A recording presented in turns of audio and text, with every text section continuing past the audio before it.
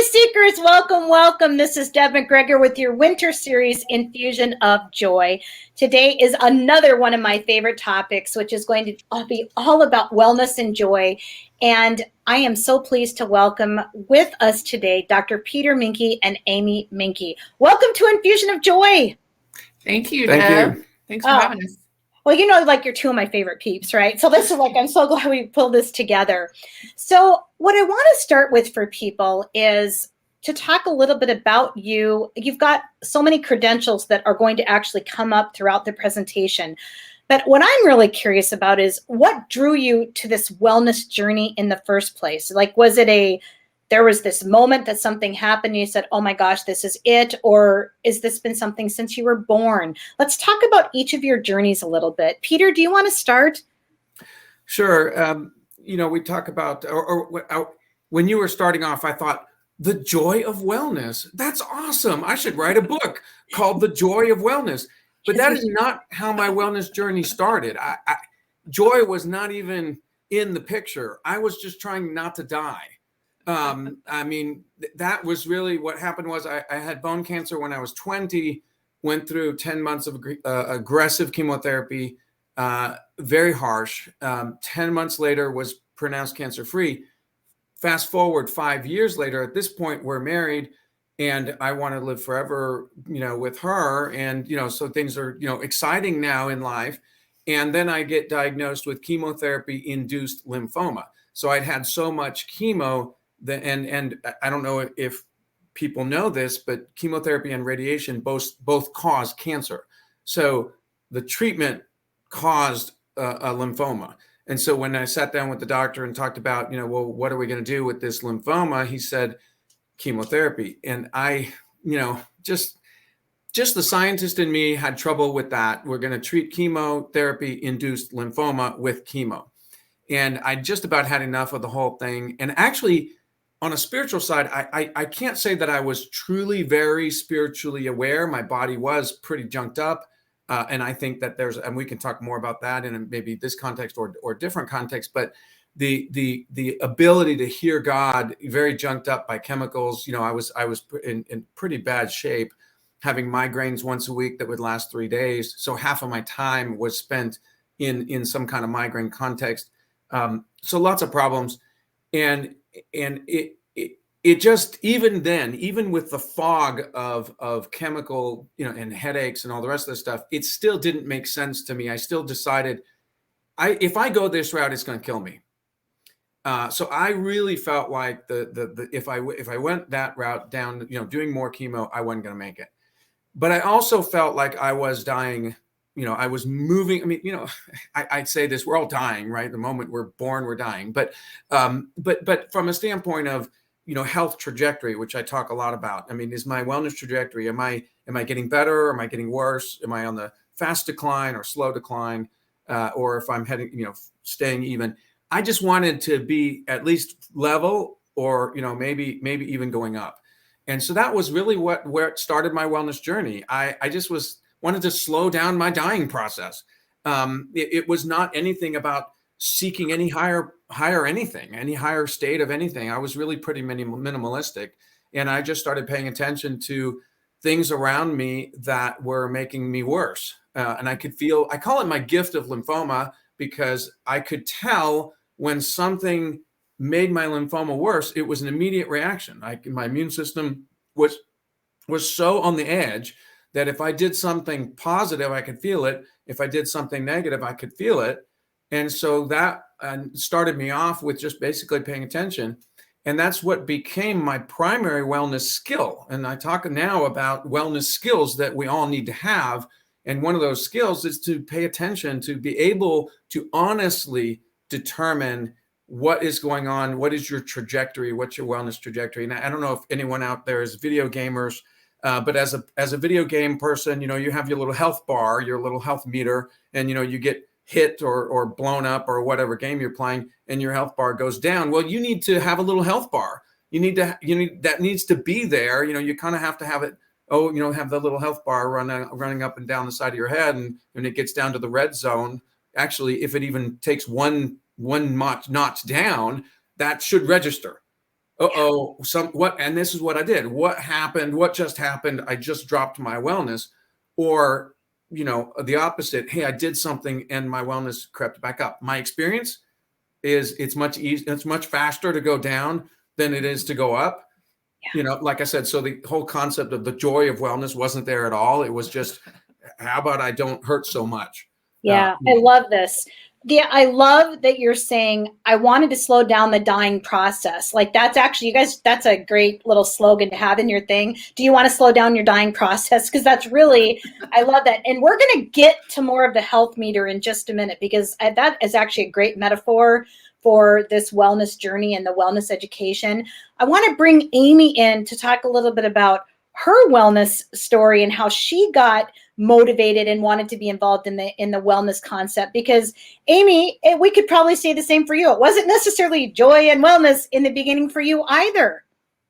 No, in fact, I would say I watched his process, and first of all, I was like, oh, he's doing some weird stuff over there. But he was getting better. So, and then all of a sudden I started noticing that like he was like really doing better, and his stress level was going down, and that was like positive for our relationship. And I said, I'm like, I want that. I want that. And that's really kind of what started me on my active search. As with mine was more musculoskeletal, and I was in a lot of pain, but I kind of grown up with that. So I didn't really know there was any other way to be. So I would say I was probably more in like apathy of just survival of like, if this is the way life is, then I'm just going to do my life. And I'm dragging my body around while I do my life. And so, watching him do his process, I was like, oh, it's kind of opened up new avenues. And I would say that's kind of my theme, is like, what else, when I get to a plateau, like what new way of being am I being called to that I have never even experienced as even when I was a child. So it's a different wellness journey.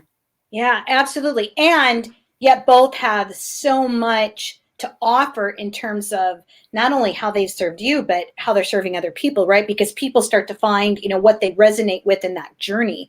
So how do we define wellness? Because obviously both of you had different ways of coming to this concept of wellness, but my gosh, it's sort of a big thing, right? What is wellness? When we say, I want to have a great wellness journey, what are we really saying?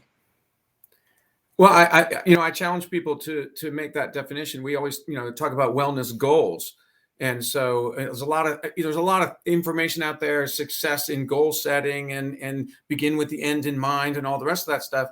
And so I'll ask people, say, what do you want from wellness? What do you mean? What do you mean? And I'll kick that back as a question. What do you mean by wellness? And oftentimes people will say, I just want to be out of pain, or I just want to feel happy.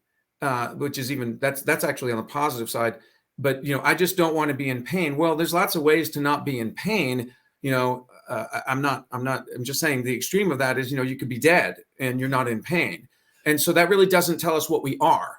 Being not in pain doesn't tell us what we are. And so my challenge then is to say, okay, if you had the level of wellness that you would say, I'm well, what would that allow you to do? How would you feel? What would your day look like? What does a well day look like? Now, recognizing that wellness is not constant joy.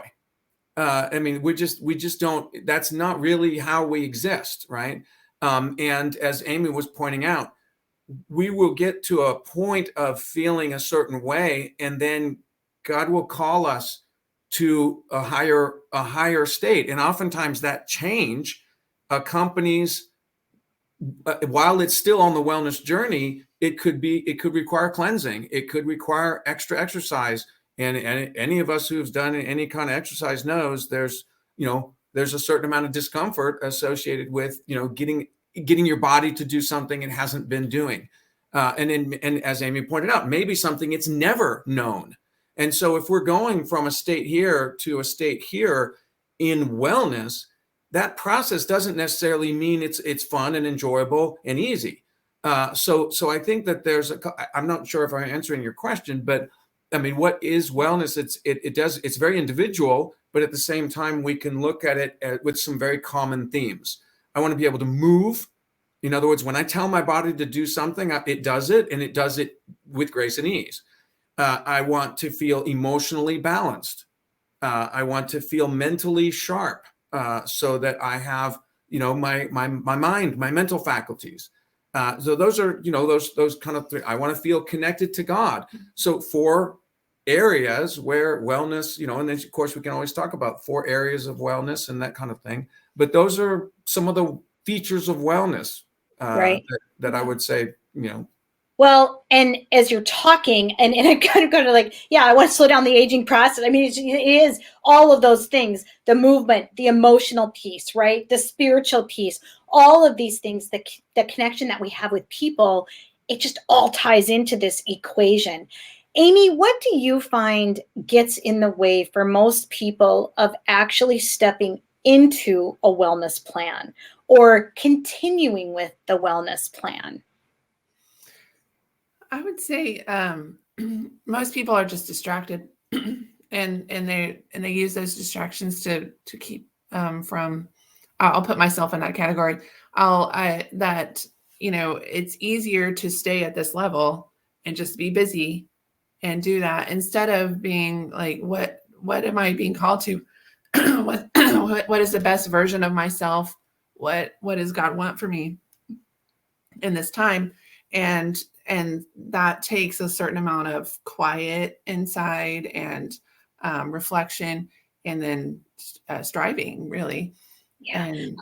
Well, I love that you're bringing this up, because as you're talking about that distraction piece, it is so easy to get distracted. And let's face it, there's distractions everywhere around us all the time. And that can be TV. It can be toxic behavior, right? I mean, it can be anything that just draws us away from those wellness pieces. And let's face it, sometimes it's easier to do the below the line than to choose to go to the above the line. It's certainly more familiar. It's yes. And isn't it amazing how the brain works around that, right? Like it just wants to take us there. Dr. Minke, you talked, I loved your metaphor around this, the gaming thing with the little health bars going up. So let's talk about what goes into our wellness health bar. I was, as we were going, yeah, we all need some water. That was one of the first things that came up for me. But let's talk about what are those things that go into the health bar so that we can keep it up and consistent, or going up versus dropping down. Right. I mean, we have obvious, what I call the 4 essentials for life: food, water, air, and love. We have to have those things coming in to that's the body is a biological component. So we have to feed the body good food, appropriate food in the right form, in the right quantities. We have to give it water. We have to get oxygen. The breathing process, and all of that. If we don't have love, we would die. We wouldn't exist. God holds our molecules together with love. So that is essential. And there are habits, skills. There are wellness skills. So there's skill sets that we can develop that will help to increase our wellness. In other words, we have those obvious food, water, air, and love, but we have to engage in those. And those are those wellness habits or wellness skills that I think are essential for our wellness. So when you want to increase your wellness meter, first of all, you got to be aware of that meter. And there are things that prevent you from being in touch with that meter. There are things that help you get in touch with that meter. So getting to know that meter is the first and most important thing. How many people, the first sign of anything wrong is a heart attack? Well, you should have known a long time ago that we were having some problems. So the first sign, we've got a golf ball sized tumor. We should have known a long time ago that there was something wrong, that the body wasn't, the body was telling us all these different ways. And this is the problem with the current allopathic medicine. I'm not here to beat anything up, but it is an issue with the allopathic system, is that the subclinical condition, it's not ready to be treated. That's the time when you need to be intervening, right? You have symptoms. You go to the doctor and you say, I've got this issue. I just don't feel right. And they run some tests and everything looks normal. And then so we go home and say, well, doctor said I was fine. No, the doctor didn't say you were fine. I mean, he might have said that, or she might have said that, but that's not true. And it's not true. That's why you went to the doctor in the first place. So how do we then, look at where this wellness, avenue is, this opportunity for wellness comes in very, very strongly at that point. You feel there's something wrong. Now, what do I do? Now I start to engage. Great time. Of course, it's a good time anytime, but a great time to have some urgency to say, look, I definitely need to be engaged in wellness. I need to be dealing with my food, water, air, and love. I need to be getting my wellness skills built. I need to be able to have a good indicator for that wellness meter. Yeah, as you're talking, it's coming up for me, the awareness piece, the intuition piece. One of the things that I've just become so aware of in this past year is, like, intuitively, we already know. Now, of course, I think we would all agree that's the power of the Holy Spirit. And some people will call it, just this intuition thing. And for us, it's sort of like what drives that intuition. And I get curious about, why is it that people avoid? Those signs are there all the time, and so many times what is it? Because we want to avoid the inevitable? It's because we just don't want to deal with it. It's because we don't want, right? People avoid it all the time. I mean, there's a lot of things we could speak to that, but I mean, if a person knows they're on a downward, being afraid of that fear is basically the factor that says, okay, I'm going to avoid that. I don't want to look at it closely because I know what I'm going to find. I mean, inside, you do know. Your brain processes 1 million pieces of information per second from what's going on in the body, physiological factors, everything else. You can only become conscious. This is what is said out there, conscious of 1,000 items per second, which that seems like extremely a lot. I mean, but no, you actually are aware. In other words, at some level, conscious, what they're calling conscious, of 1,000 items per second, but your brain actually registers 1 million items per second. So you're only really getting 1,000th. But even with that, that's a massive amount of information. So your inner physician, you do know. It's pretty biological even, and I'm not discounting the Holy Spirit. Of course, the Holy Spirit's there to say, wake up, you've got stuff going on, and help you connect with what's going on. But the body is telling you. Yes. And so the reason we don't listen is because we're afraid. There's two things. One, we're afraid of the truth, and then the other one is that we don't feel like we know what to do about it. Yes. And so people will say, well, I don't want to go to the doctor because the doctor's going to tell me I've got a tumor.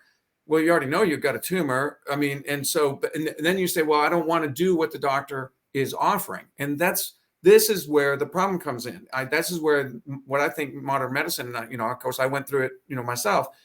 It's just not serving at that level of focusing on wellness. What can I do to help my body, rather than my body has failed, I'm going to beat it up with a chemical, which right. I'm just coming from my perspective. This is what I experienced. This is what I went through. And I decided that wasn't working. And so even with the scary diagnosis that I had, wellness still works. And I decided if I could just, if I knew confidently, and this was the difference, this was the game changer for me. If I could be confident, if I could know that I was moving upward, even if it took 5 years to be more well, to get away from the cancer, even if it took 5 years, I didn't care, because I knew I was going to get there, because I knew my trajectory was up. Do you see the difference? Yeah, absolutely. So if just like retirement, and saving money, you see your bank account going up, and you say, okay, I'm going to get there. I'm going to get there. Now, just like retirement, you might be saying, it ain't going to happen before I die. You know what I'm saying? So and that's true in the wellness category too. I know I'm mixing metaphors here, but it's true in the wellness category, where you might need to do more. You're not doing enough fast enough, not enough intervention to overcome the downward. And that's what I'm saying. If you're on the downward, we got to take some action here, jump in and make something happen, and get that to get to at least level. And that was my first step in my wellness journey, was to get level, to stop on the downward. And my first step on that was to stop poisoning myself. That brings into my other thing I talk about, is my wellness strategy, right? This is a wellness strategy. How do I orient my actions? And the strategy gives us an orientation for that action. And one of the early steps for me, the early realization was, I needed to stop poisoning myself. And you can look at that in all 4 categories. Stop poisoning myself with food. Everyone's nodding their head right now, right? Everyone. Oh, I know. There's food things I should not be eating that I eat anyway. Or, we're all there, right? And then in the water category, oh, I know. I don't drink enough water, or I shouldn't be drinking that soda. Okay, I'm just going to pick on soda. I'm not going to pick on coffee, by the way. Go ahead with your coffee. Just get the good quality organic stuff and drink your coffee after your morning water. Okay, so anyway. People are afraid to talk to me because they think that I'm going to ruin all their comfy habits. Right. And I'm not. I mean, I haven't yet found an organic donut, but if you want donuts, get yourself, you have to make it yourself, I guess, but, do it right. Have the, organic, high quality, real good sugar, all that stuff. So my point is that, stop poisoning ourselves in the food, water, air, and love category. And now some of you are like, love, stop poisoning myself in the love category. Wow. That can be super powerful if you've got situations, work environments, people in your life, media outlets, social media outlets that are killing your love category, that are poisoning your love category. Maybe we should stop that like now. And work on. So this is just basically stop poisoning myself, right?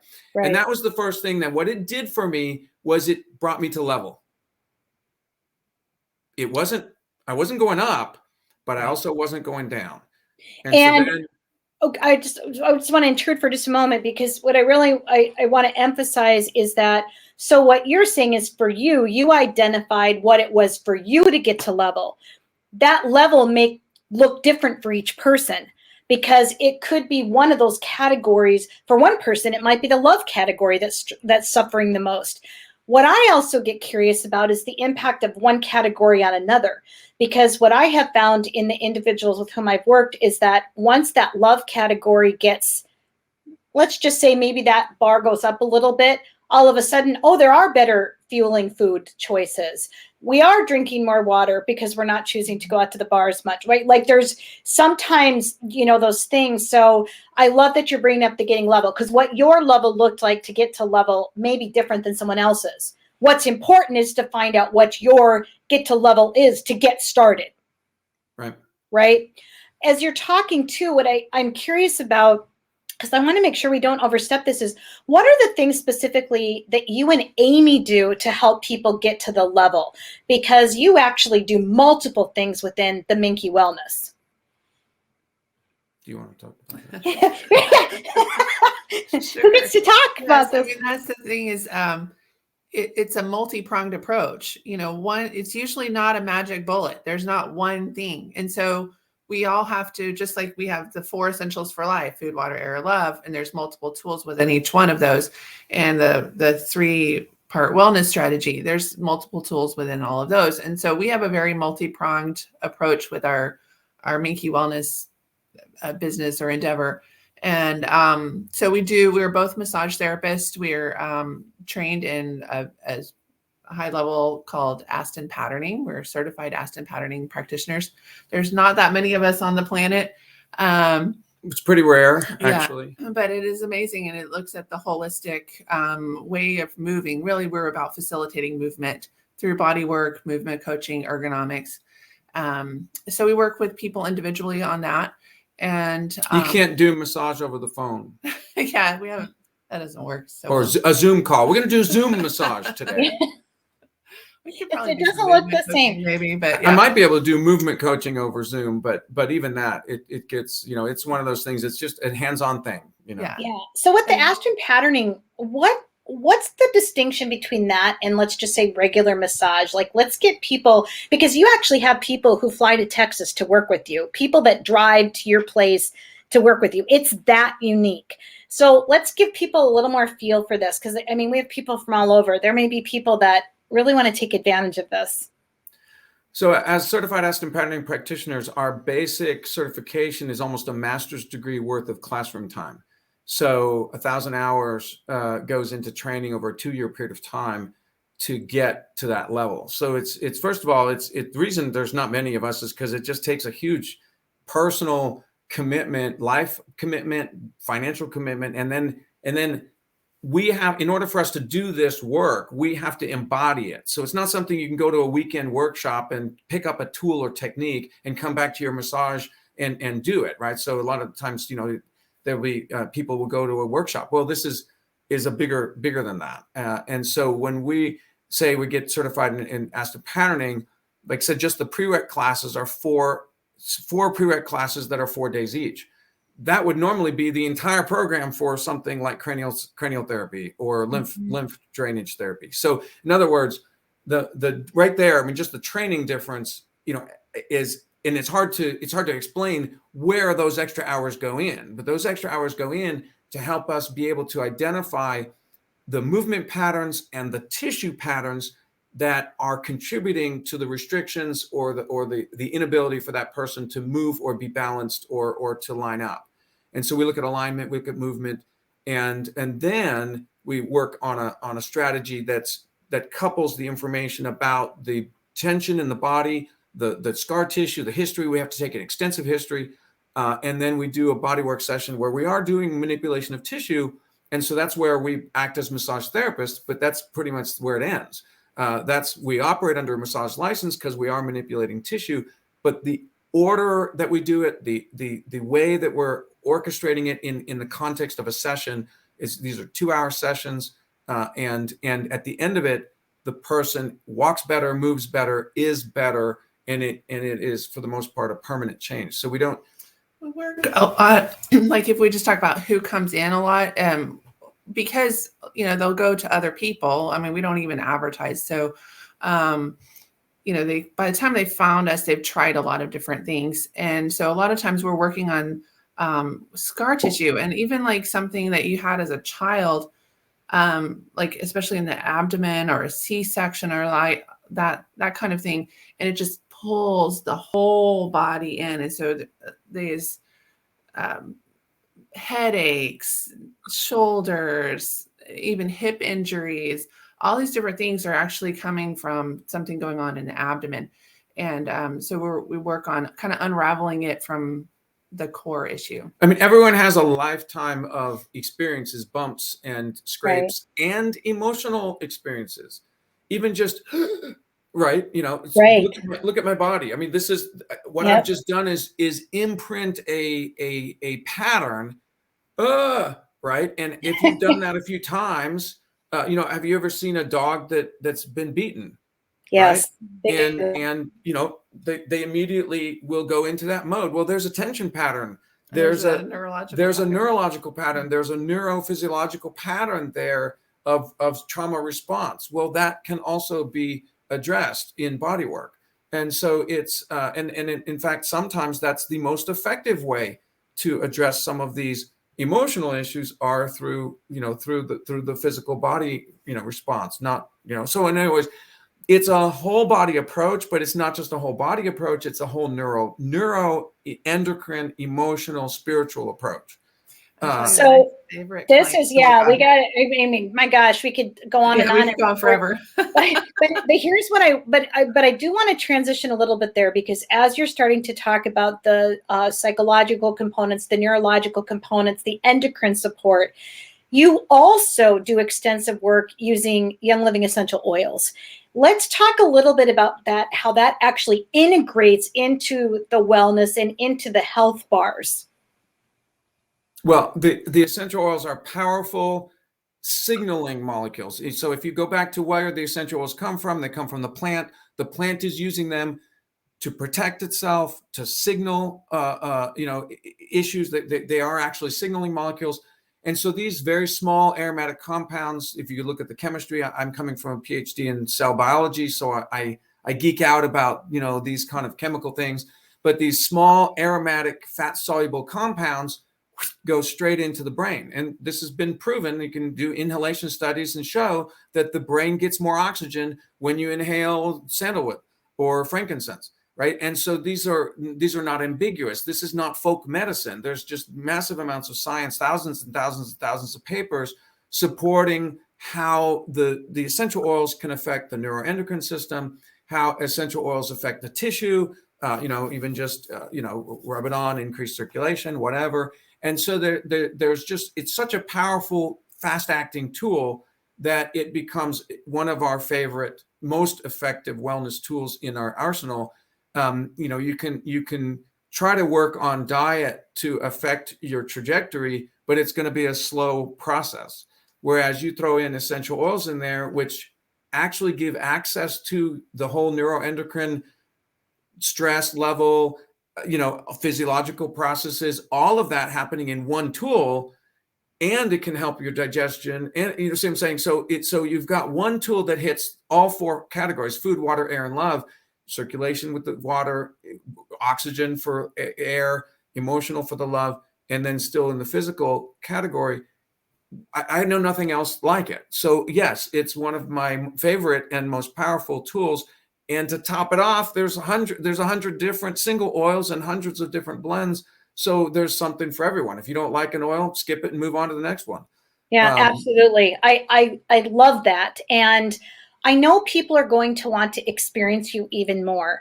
Can you talk about some of the programs that you do with Minke Wellness for people that may want to learn more about the Young Living essential oils, people that want to learn more about the specialized treatments that you guys are doing, or just to get in touch with you? What are the best ways for people to reach you? Well, we're hiding. MinkeWellness.com is our front page, and we're not that tech savvy, so it's just pretty simple. But you can find our office number, which is a cell phone, so you can text it, and say, "Hey, I saw you on the show," whatever. Yeah, and I did just put MinkeWellness.com in the comments. If they want to find you on Facebook, would it also be on the Minke Wellness as well? Okay.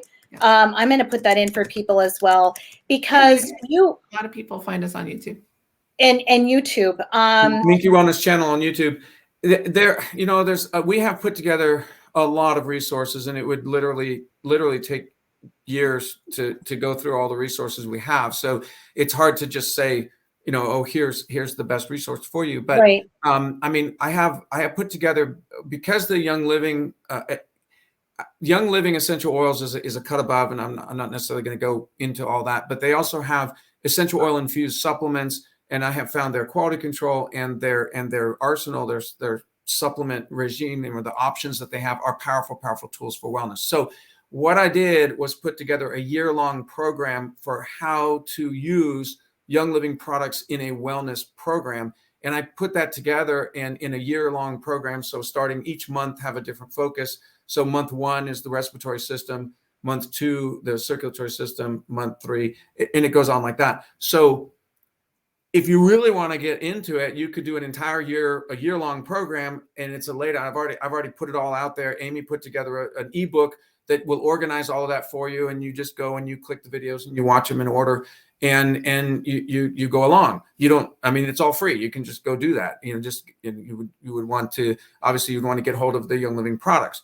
But there are other resources that we do. Like I said, personally, we do the Aston patterning sessions. That's structural body work, which you can't do that any other way. And then we also do Zyto scans. I have a Zyto Elite software, and so we do Zyto scans that, and I don't know if you know about the Zyto scans, but it's just another way to help target in an efficient manner which supplements do I need. And a lot of people will say, well, I don't know which supplements to use. And so I used to sit down and talk to someone and say, okay, well, you have these things and this, and it would just kind of spend hours discussing which might be the most efficient way to move your wellness. And what I discovered is that this Zyto software can do that work for me in a matter of minutes.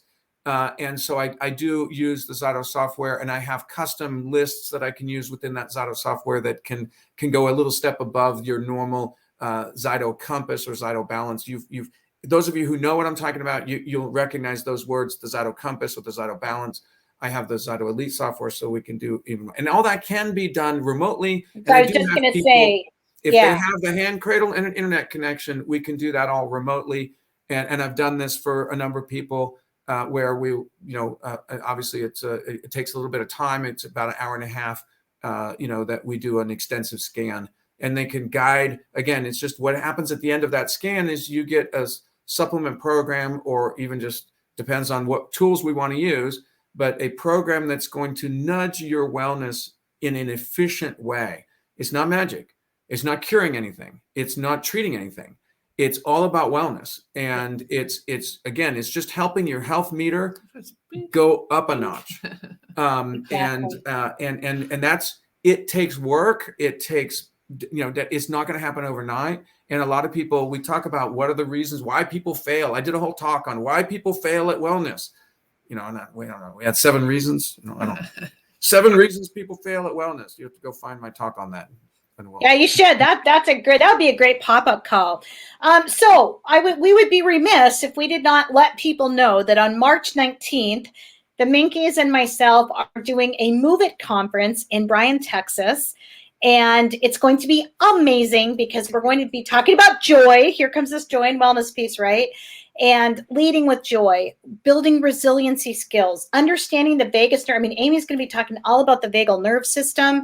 Dr. Minke is going to tie in the adrenals and the impact on this endocrine system that happens as we are working towards this leading with joy, working on the health meter. Amy, we will put in, I'm thinking when we get off the air, we can put in the Move It link right into the comments for everyone. But we just want to tell you, like, man, if you're anywhere near Texas or if you're up in cold climates, take a trip. It's going to be a day filled with joy, isn't it? Like, we're so fired up about this. It's going to be amazing. And for those people who, kind of like me, are not accustomed to joy being a normal emotion, I will say the workshop is, the way I see it, is if you're tired of being in fear, you're tired of the cloud of fear, you're tired of the fear manipulation, the manipulation of using fear as a manipulation tool, you're tired of all that, you're tired of being a victim or susceptible to that fear, and you're looking for just, does it have to be just fear, especially given the last 2 years, and you want to have tools to help you switch out of fear, dare I say, experience some joy. But for those of you who are, the joy thing might be, a little baby step. At least we can stop the fear, okay?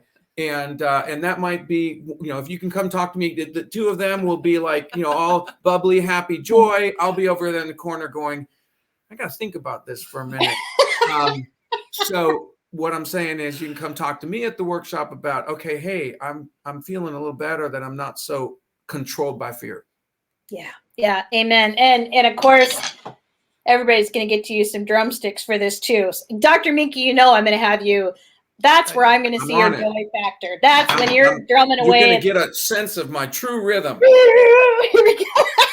We're all going to be like Animal from the Muppets going away. Well, Dr. Minke and Amy Minke, thank you so much for joining us for today's Infusion of Joy. Thanks for helping us understand a little bit more about wellness, our wellness journey, upping that health meter, and trying to just prolong things a little bit before the death thing happens. But I love this. I loved all of the analogies, the metaphors. I thought it was very beneficial. And that people, I wrote down Faywall, the food, the water, the air, and the love, that we can really have a better grasp of that from today's program. So thanks so much for being with us. You're welcome. Thank you. Yeah, thanks. And we want to thank all of you for choosing to be with us today. We want to remind you to infuse your life with joy, live joy, and share joy. And do not forget to get registered for Move It. And do not forget to check out Minke Wellness. They've got so many incredible resources for you. Get signed up for their newsletter, see what they're up to, and have an amazing day. Next week, our special guest is going to be Lori Falk from The Savvy Elephant. They provide sustainable living products, even things like toothbrushes. And boy, did they research those products and make sure that they are what they say they are going to be. It's one of the most true, authentic companies I have ever seen in my life. So next week, we got The Savvy Elephant. Have a great day, everyone.